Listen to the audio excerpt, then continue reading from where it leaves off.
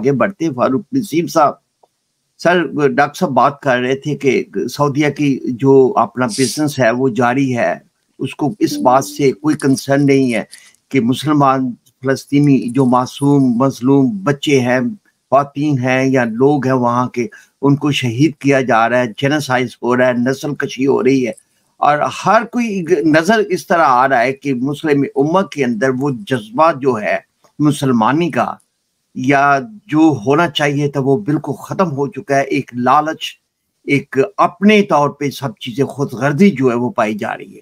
سر یہ آنے والے دنوں میں کیا حالات ہوں گے؟ یہ تو میرا مطلب ہے کہ جو فلسطین کی جو حالت ہو رہی ہے یہاں پہ بربریت جو ہے اسرائیل کے, کیا اس کو صفحہ ہستی سے مٹا دیا جائے گا فلسطینیوں کو؟ کیا کیسے دیکھ رہے ہیں؟ شکریہ خاور صاحب اور سب کو سلام. اور یہ واقعی مسلمانوں کے لیے, عالم اسلام کے لیے بہت ہی تکلیف دہ مرحلہ ہے, اور یہ ہمیں اپنی سوچوں کو تبدیل کرنا ہوگا. آپ یہ دیکھیں کہ آج میں پاکستان کے حوالے سے بھی کہوں کہ پاکستان کے حوالے سے کہا جاتا ہے ایک شخص 26 سال سے محنت کر رہا ہے, لیکن آپ یہ دیکھیں تو 26 سال سے اس شخص کے پیچھے کون لوگ تھے؟ اس کو تیار کیا جا رہا تھا ایک گریٹر اسرائیل کے لیے. آپ یہ دیکھیں دنیا جو کر رہی ہے اس میں پاکستان کا بھی کردار ہے.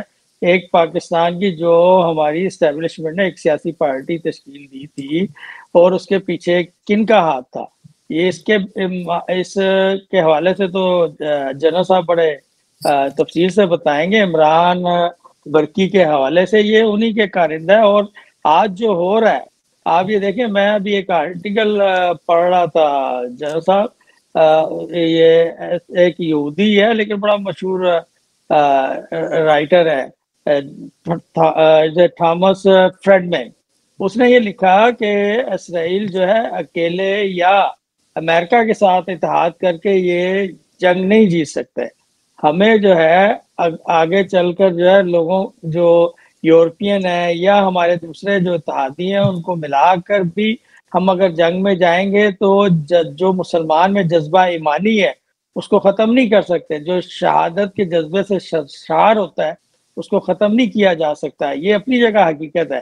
لیکن دوسری طرف یہ دیکھیں کہ وہ کہتا ہے کہ اگر ہم نے یہ جنگ جیتنی ہے, اگر ہم نے اپنے جو ہے جو ہمارے ذہن میں جو منصوبہ ہے ہم نے اپنے منصوبے کی تکمیل کرنی ہے, تو ہمیں جو ہے یہ دوسرے میڈیا اس کو چھوڑ دیں, ہمیں سوشل میڈیا کو استعمال کرنا ہے. اس وقت سوشل میڈیا پر جو وہاں پہ آفت ڈھائی جا رہی ہے, یا تقریباً 16-17 ہزار جو ریکارڈ پہ لوگ شہید کیے گئے ہیں, بچے, عورتیں, بوڑھے, بزرگ جو ہیں, جوان جو ہیں, وہ ان کی تصاویر دیکھنے کے قابل بھی نہیں ہے. جو کہ یہودیوں کا بھی ایک طبقہ جو ہے یا بین الاقوامی سطح پہ جو لوگ ہیں ان کے بھی دل پسیج رہے ہیں وہ معاملات دیکھ کر. آپ دیکھیں کہ سب سے بڑی چیز جو ہے ان سوشل میڈیا کی وجہ سے, آپ دیکھیں امریکہ کی یونیورسٹیز میں, یورپ کی یونیورسٹیز میں جو ہے طلبہ جو ہیں وہ انٹرسٹ لے رہے ہیں. اب وہ یہ سوال کر رہے ہیں لوگوں سے, اپنے جو اسرائیل کی حمایت کرتے ہیں ان سے پوچھ رہے ہیں کہ اسرائیلی یا یہ جوش وہاں پہ کیوں جا کر آباد کرائے گئے, وہ کیوں آباد کیے؟ اصل تو اس سرزمین کے مالک فلسطینی تھے. لیکن آپ دیکھیں یہ اتنی بڑی قربانی, ہمیں تکلیف تو ہمیں ہوتی ہے, لیکن اس قربانی کا ثمر بھی ہے. دیکھیں جنگیں ہوتی ہیں, پہلے حضور پاک صلی اللہ علیہ وآلہ وسلم کے بعد بھی جنگیں ہوتی رہی ہیں, اس میں مسلمانوں کی شہادتیں ہوتی رہی ہیں اور بڑی بڑی قربانیاں ہم نے دی ہیں. سب سے بڑی قربانی دیکھ لیں حضرت امام حسین کی تھی. لیکن آگے چل کے جو حالات لگ رہے ہیں کہ عوام کا دنیا میں جتنی بھی ہے نوجوان نسل کا جو ہے نظریہ چینج ہو رہا ہے اس اسرائیل کے حوالے سے, اس جوش کمیونٹی کے حوالے سے, اور وہ اس تاریخ کے اس پس منظر میں جا رہے ہیں جو پس منظر پہ ہٹلر نے کہا تھا کہ میں ان چند لوگوں کو چھوڑا اور میں نے 160 لاکھ یہودی قتل کیے ہیں. تو آنے والی تاریخ جو ہے وہ ثابت کرے گی کہ میں نے ان کو کیوں قتل کیا. آج وہ ثابت ہو گیا. یہ وہ نافرمان قوم ہے, اس نے بار بار بنی اسرائیل نے حضور اللہ پاک کی نافرمانی کی. اللہ پاک کی طرف سے اس بنی اسرائیل پہ جو ہے آپ یہ دیکھیں کہ منوسلوہ اس کو اتارا گیا ہے, اس قوم کو بہت زیادہ جو ہے نوازا گیا, لیکن یہ بار بار اس نے سب سے زیادہ نافرمانی اللہ تعالیٰ کی نافرمانی کی، اور یہ مسلسل کیے جا رہے ہیں. لیکن میں آپ کو بتا دوں کہ مسلم امہ کچھ بھی نہیں کر سکتی. آج جو سعودی عرب میں بیٹھے یہ وہی ہیں شاہ فیملی. آپ یہ دیکھیں کہ جن لوگوں نے آپ کا جو ہے خلافت عثمانیہ جو ہے وہ توڑی گئی، تو اس میں ان کا مین کردار تھا. جو 40 ملک بنے وہ آپ کے خلافت ٹوٹنے کے بعد جو ہے، تو یہ انہی کا مین کردار. آج وہ عیاشیاں کر رہے ہیں، آج وہ دوسرے ہی مسلم ریاستوں کے ساتھ بیٹھ کے ان کے جو اب جو سلمان ہے یہ دوسرے، وہ بیٹھ کے بات چیت کریں. انہیں کوئی خبر نہیں، انہیں کوئی فکر نہیں ہے کہ فلسطین پہ مسلمانوں کے لیے کیا ہو رہا ہے. میں ابھی جنرل صاحب ابھی میں یہ دیکھ رہا تھا ڈاکٹر صاحب کہ ایک خاتون کا سوشل میڈیا پہ چل رہا ہے، اور آپ بھی ضرور دیکھیے گا کہ وہ جو ہے آپ دیکھیں مسلمانوں OIC کا پھاڑ رہی ہے بینر، وہ پھاڑ رہی ہے پوسٹر، پھاڑ رہی ہے UNO کا، وہ پھاڑ رہی ہے سعودی عرب مسلمان حکمرانوں کا. تو وہ کسی سے اپیل نہیں کر رہی ہے، وہ اپیل اپنے اللہ سے کر رہی ہے اور مسلمان امہ سے کر رہی ہے جو عوام ہے. شکریہ جی. خاور صاحب آپ کی آواز نہیں آ رہی ہے، مائک بند ہے. نسیم صاحب، اگر وہ اسکالر جو محترمہ فبیہ ہیں، اگر آپ لائن پہ ٹیلی فون لائن پہ بھی لے لیں، تو ہم صورتحال یونیورسٹی کے اندر جو یہاں پہ بین ہو رہے ہیں یا سپیچز ہو رہی ہیں، وہاں کا بھی کوئی حالات کا پتہ کر سکتے. اتنی دیر تک میں جنرل صاحب سے رابطہ کرتا ہوں، ان سے بات کرتا ہوں، آپ رابطہ کریں ان سے. اگر ڈاکٹر صاحب تھوڑا سا آگے بڑھتے ہیں، فاروق نسیم صاحب سے یہی کویشچن کرتے ہیں کہ جو کارڈ اللہ تعالیٰ نے آپ کو دیے ہیں، وہ کارڈ جو استعمال کیوں نہیں کرتے، کیوں نہیں ترک تعلقات جو ہیں سفارتی طور پہ، یا چلے پروڈکٹ ہوا پیپسی کو کر دو، اس پہ کرو، اس کا بائیکاٹ کر دو، وہ تو ڈفرنٹ تھنگ. لیکن حکومتی سطح پر جو ہے یہ کیوں نہیں سفارتی تعلقات ہوتے، یا ایک بلٹ اپ جو پریشر ہوتا ہے وہ کیوں نہیں کیا جائے مسلم امہ سے؟ پاکستان تو خیر اس پوزیشن میں نہیں ہے، بیچارے میرا مت ہے کہ ہم اپنے قرضے میں پورے ڈوبے ہوئے، ہمارے پاس اتنی جرت کہاں ہے کہ کسی کو ہم آنکھیں دکھا سکے. لیکن جن کے پاس پیسہ ہے مسلمان ملکوں میں، وہ کیوں نہیں ایسا کر رہے؟ اس کی کیا وجہ؟ خاور صاحب میں پھر وہی پیچھے لوٹ کر جاؤں گا کہ آپ کو ایک سازش کے تحت بھکاری بنایا گیا ہے، اور بھکاریوں کی کوئی ڈیمانڈ نہیں ہوتی. یہ 26 سال یا 30 سال یا دوسرے ممالک میں عمران نیازی جیسے لوگ پیدا کیے گئے ہیں، یا پاکستان میں انہیں پتا تھا، جیسے جنرل صاحب کہتے ہیں اکثر ایڈمن صاحب کہ پاکستان جو ہے دوسرا اسرائیل ہے. وجہ یہ ہے کہ وہاں پہ ایک جو ہے عمران برکی پیدا کیا گیا، اس کو وہاں پہ لانچ کیا گیا، اس کی برکی کہاں سے آ گیا سر؟ عمران برکی ایڈمن صاحب بتائیں گے. اصل میں یہ جو ہے اس کی والدہ کا ایک کزن تھا، بعد میں لیفٹیننٹ جنرل بھی ہوا. جنرل ایڈمن صاحب بتائیں گے یہ اس کی اولاد ہے. اور میں جنرل صاحب دیکھیں بات سنیں، عمران نیازی ہے، یہ عمران نیازیوں کی اولاد ہے، میرڈ ٹو برکی فیملی. اچھا چلیں، والدہ اس کی برکی ہے. مائک ذرا مائک جنرل صاحب کا مائک نا خاور صاحب. دوسری بات والدہ برکی ہے، عمران نیازی ہے. اچھا ٹھیک ہو گیا، رپیٹ ہو رہی ہے جی. تو دوسری بات یہ، چلیں یہ تو ذکر چلا تھا، لیکن میں تو اس کے تصویریں بھیج دوں گا ایڈمن صاحب کو بھی اور ان کو بھی، ڈاکٹر صاحب کو بھی، تو پھر یقین کر لیں گے. آپ یہ دیکھیں کہ جب سے اس خطے سے بنی اسرائیل یا یہودیوں کو نکالا گیا تھا، یہ مسلسل اس انتظار میں تھے. مسیح نہیں، مسیح تو کہتے ہیں، یہ مسیح کہتے ہیں، مسیح دجال، کہ یہ اس دجال کا انتظار کرتے آ رہے ہیں. اور اب جو ان لوگوں نے وہاں پہ اپنی ایک ریاست، یہ اپنا ملک جو قائم کر لیا ہے، اور دیوار گریا کے پاس کھڑے ہو کے دعائیں کرتے ہیں، تو ان کا مقصد ہے جو ہے مسجد اقصی کو گرانا، اور وہاں پہ جو ہے پھر وہی حضرت سلیمان کے جو ہے ان کی وہاں پہ جو ہیکل سلیمانی جو ہے اس کی تعمیر کرنا.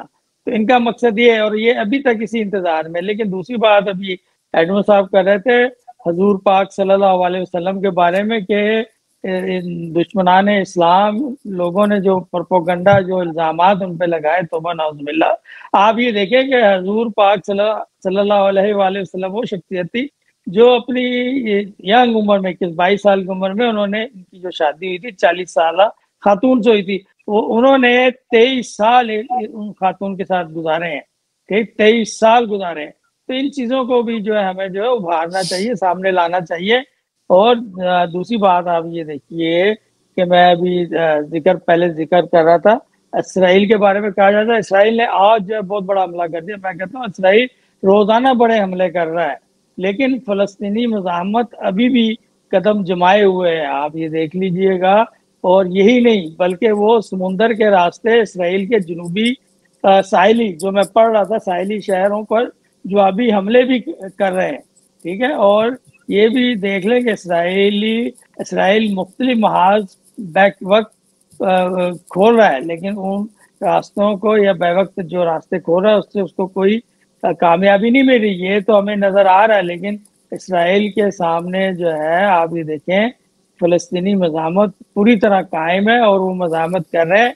और ये मेरे हिसाब से तो इसराइल जो है आप ये देखें बैन अवी सतह पे भी जो है अब जो है ये बैक फुट पे जा रहा है दुनिया में। ये एक नौजवान नस्ल में या अवाम में या इवन क्रिश्चियन है या यहूदी जो यूरोप या अमेरिका में रहते हैं, उनमें ये एक सोच डेवलप हो रही है कि एक साजिश के तहत जो है इनको वहाँ ज़ायनिस्ट को वहाँ आबाद किया गया था और मुसलमानों की जो है नस्ल कशी की जा रही है और उस खित्ते पे जो है कब्जा किया जाए। आप ही देखें ना कि वो बैतुल मुक़द्दस जो है वो तीनों मज़ाहिब के लिए जो है अहमियत और रखता है, क्रिश्चियन हो, यहूदी हो, मुसलमान हो, तो क्यों नहीं ये जो है इबादत जो है कर सकते हैं मिलकर? नहीं, लेकिन मसला ये कि वो अपने मसाया का इंतज़ार कर रहे हैं, अपने दज्जाल का इंतज़ार कर रहे हैं। और जो तारीख, इस्लामी तारीख हमें बताती है एक दिन वो आएगा, ठीक है। आज क्रिश्चियन अपने हिसाब से तारीख बयान करते हैं, लेकिन हम तो अपने जो हमें इस्लाम कहता है, जो हमारे कुरान शरीफ हमें कहता है, जो कुरान शरीफ जो मुकम्मल जो ज़ाब्ता हयात है, हम तो उस पर चलते हैं। बाकी ये अब मौजूदा दौर में डॉक्टर साहब भी कह रहे हैं, डॉक्टर साहब ये मौजूदा दौर में ये सारी जो है ये इनके इंटरेस्ट हैं बैन अवी दुनिया के या अमेरिका के या किसी के, क्योंकि हम खुद भी अमेरिकन हैं, लेकिन ये बात कर रहा हूँ कि अपने इंटरेस्ट को फॉलो करते हैं, जिसकी वजह से जो है वहाँ पे जो मुसलमानों की शहादतें हो रही हैं, उनकी नस्ल कुशी हो रही है। तो हमें इन चीज़ों को मद्देनजर रख के आगे बात करनी है और चलना है। बाकी जनरल साहब से और मैं पाकिस्तान में बैठ के कह रहा हूँ, वहां अमेरिका में बैठ के नहीं कह रहा हूँ। आई नो, मेरे बीवी बच्चों और मेरे घर वालों ने और पंजाबियों ने 20 लाख जाने दिए हैं, 70,000 औरतें रेप करवाई हैं। और उसके बाद हमें क्या मिला कि इस खान को मानो, अयूब खान 3 दरिया दे दे वो भी ठीक है, याजा खान आधा मुल्क दे दे ठीक है, इमरान खान मुल्क तोड़ दे और हमला कर दे फौज पे वो भी ठीक है, उसको 8-8 कमरे दे दो, उसको जमानतें दे दो। बेगैरत है पंजाबी, बेगैरत है। ये सारी चीजें खावर साहब को पता है, ये पहलू तय बरत रहे हैं ये सारी चीजें, ठीक है ना। तो खावर साहब जो है, जी मैं ये कह रहा हूँ कि हकायक जो है खावर साहब को ये बयान करने चाहिए जो आप बयान कर रहे हैं, और ये बातों का पहलू तय बरतते हैं। और खावर साहब आप जो है एडमल साहब से देखें कि तारिक जमील का आज का जो है लाजमी तौर पर देखा जाए, मैं जरा बाद में एडमल साहब से भी मतलब जवाब लूंगा इसका, बल्कि राय लूंगा और डॉक्टर साहब से भी। आप देखें कि मुझे बड़ी तकलीफ हो रही है कि अभी जो है उसके बेटे की कब्र के फूल भी नहीं सूखे, ना मिट्टी भी नहीं सूखी, तो तारिक जमील ने अपने बेटे को जन्नतुल फरदौस में पहुंचा दिया, ठीक है, बल्कि हजूर पाक सल्लल्लाहु अलैहि वसल्लम के पहलू में बिठा दिया।